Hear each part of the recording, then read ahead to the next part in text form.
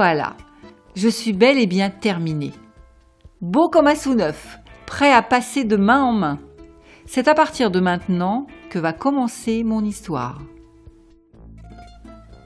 Après un court trajet, j'arrive à destination. Un endroit bien sympathique. Plutôt bien placé, satisfait de mon entourage. Bon, je ne suis pas avec ceux aux bandes rouges qui doivent leur mention après un repas bien arrosé.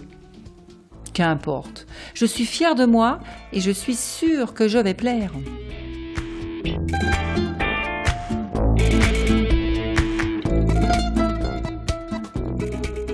Les jours passent, on me prend, on hésite, on me repose. Puis ce matin, c'est le bon. Ma nouvelle vie commence. Comble de bonheur, je partage mon quotidien avec une femme. C'est toujours agréable, un visage féminin penché au-dessus de soi.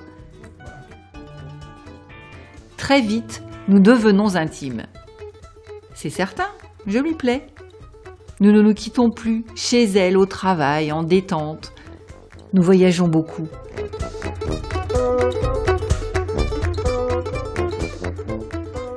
Le soir, je suis tout près d'elle et j'y reste toute la nuit.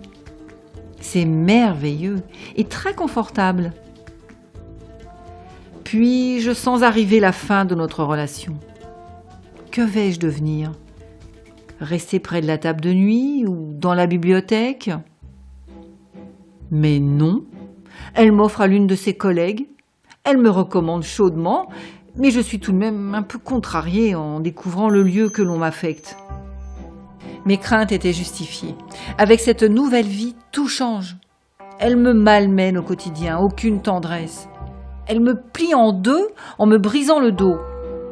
Son manque de respect m'exaspère. Une tablette électronique, si peu fiable, lui siérait beaucoup mieux.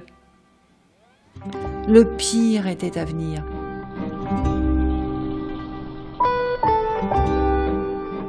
Le lendemain matin, ce n'est pas mieux. Elle le lit en prenant son petit déjeuner. Je ne suis pas au bord, mais au fond du gouffre. Elle n'a donc aucun savoir-vivre. Un soir, en rentrant du travail, elle m'oublie. À la merci de tous. Vais-je passer la nuit dehors ?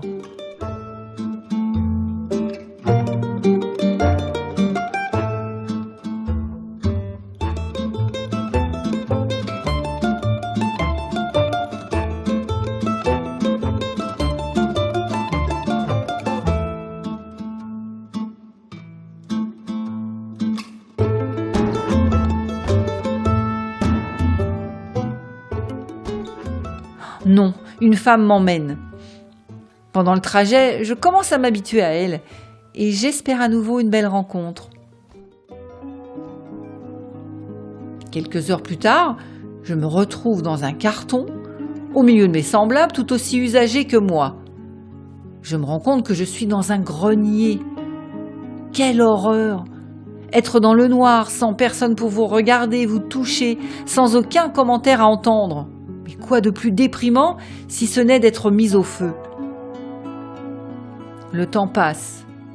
Poussiéreux, jaunâtre, je déprime sérieusement. Soudain, je me retrouve au grand air. Ah là, je revis. Passer de main en main, caresser. Enfin, on s'intéresse à nouveau à moi. Très vite, un monsieur très soigné de sa personne m'achète, sans même marchander. Il me dépose dans une très confortable sacoche de cuir d'une marque prestigieuse.